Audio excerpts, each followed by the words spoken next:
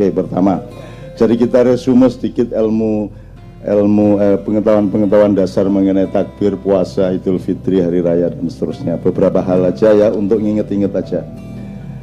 Biasanya kalau Idul Adha itu takbirannya bisa sebulan penuh, tapi kalau Idul Fitri sehari. Artinya sesungguhnya Id yang lebih agung di mata Allah itu Idul Adha, bukan Idul Fitri. Itu ya. Jadi kita agak terbalik. Ya, tapi tidak apa-apa, Indonesia terbalik itu sudah kerjaannya, ya. Terutama di bidang politik dan pemerintahan.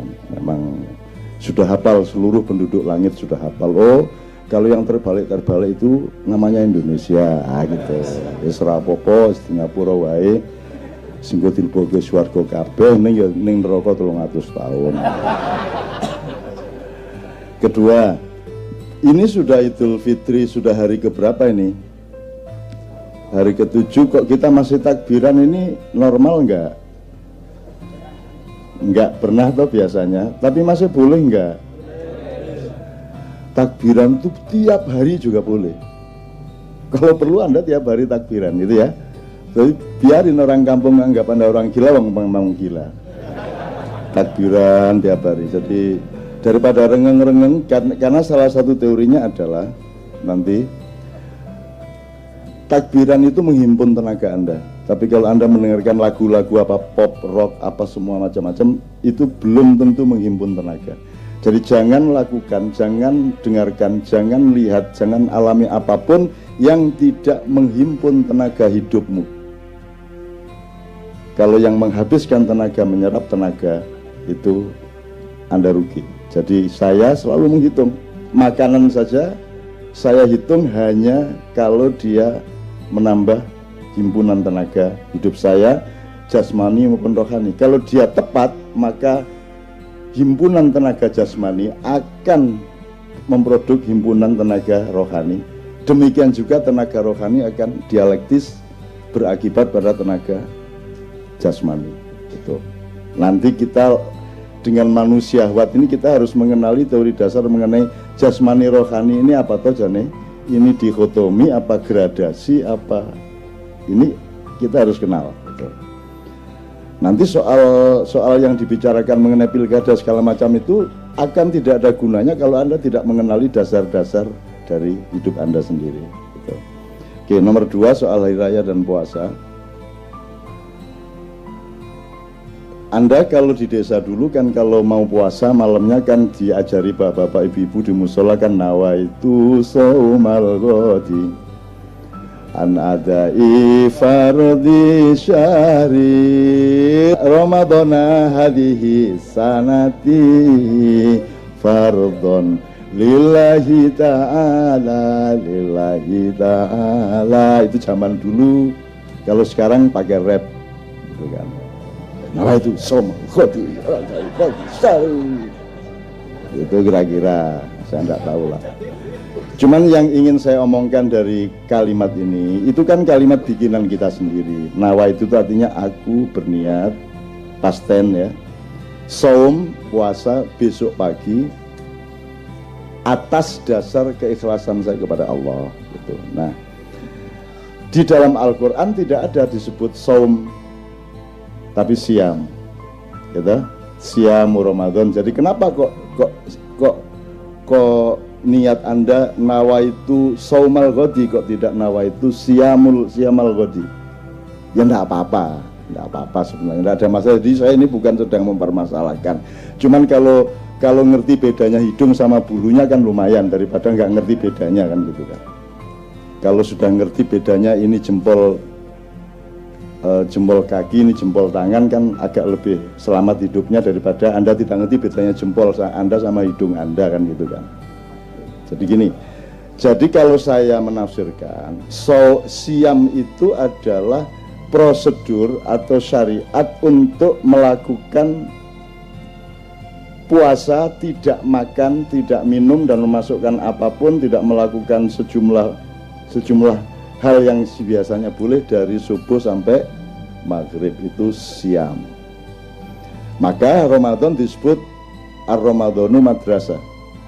Jadi Ramadan itu adalah diklat, pendidikan kilat 1 bulan, Anda dilatih untuk kembali melakukan siam dari pagi sampai sore, gitu ya.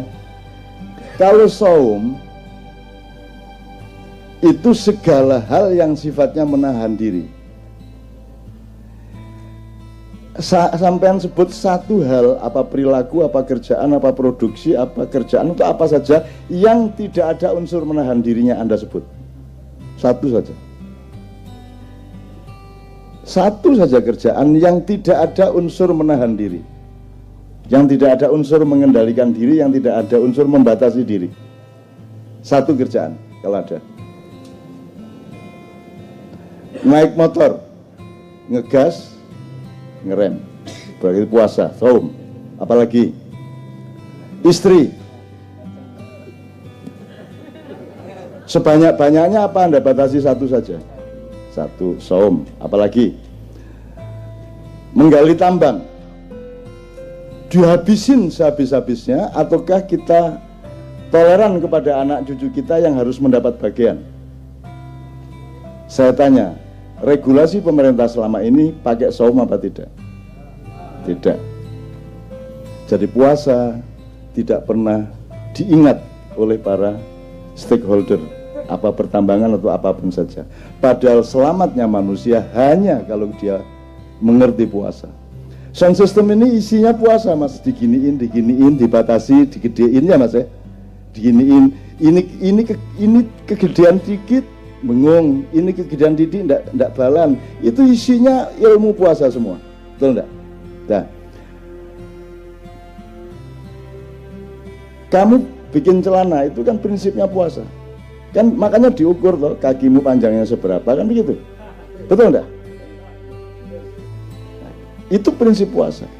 Mas, ternyata rapat kabinet, rapat DPR, rapat Pemprov, nomor 1 adalah menyadari di mana, kapan, seberapa puasa harus dilakukan, benar nggak? Dan itu tidak pernah menjadi kesadaran negara kita. Itu makanya nggak usah terlalu percaya. Itu. Kamu milih yang baru yang kayak apapun ternyata juga nggak puasa.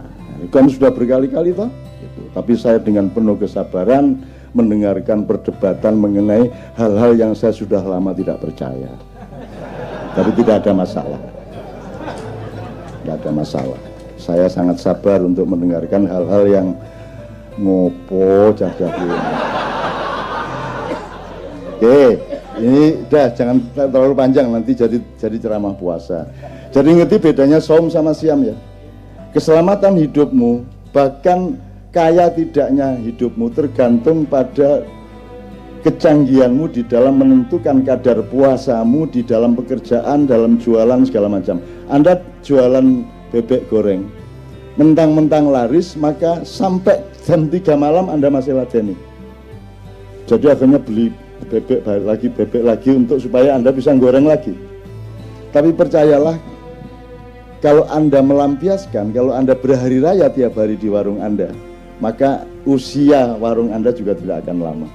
Kalau Anda membatasi jamnya, pokoknya saya cuman jualan bebek paling banyak 50 atau paling banyak 25, habis tutup. Kayak ceker di Solo, kalau Anda lewat Solo itu buka jam 2 malam, tutup jam 5 pagi. Dah. Pokoknya jam 5 pagi tutup. Pokoknya jam 2 baru buka. Meskipun sudah antri sejak jam 11, pokoknya jam 2 tutup. Kalau Anda punya prinsip puasa seperti, maka Anda memiliki kecenderungan terhadap keawetan atau keabadian. Begitu. Kalau kamu suka apa? Kalau suka makanan apa misalnya di Jakarta? Umpamanya soto Betawi. Terus pagi soto Betawi, siang soto Betawi, malam soto Betawi, jam 2 malam soto Betawi. Kira-kira berapa lama usia soto Betawi di mulut Anda? Sebentar aja akan Anda bosan kan? Nah, jadi puasa sebenarnya adalah alat yang paling utama untuk mencapai keabadian. Itu ya saya. Itu salah satu contoh aja. Oke. Jadi sudah jelas ya puasa. Bedanya siam adalah diklat Ramadan. Kalau saum artinya adalah apa saja dalam hidup di mana kamu menerapkan prinsip untuk membatasi diri, menahan diri. Regulasi itu apa? Regulasi itu kan menghitung sesuatu secara akurat, secara tepat. Itu namanya puasa. Kan gitu, Mas.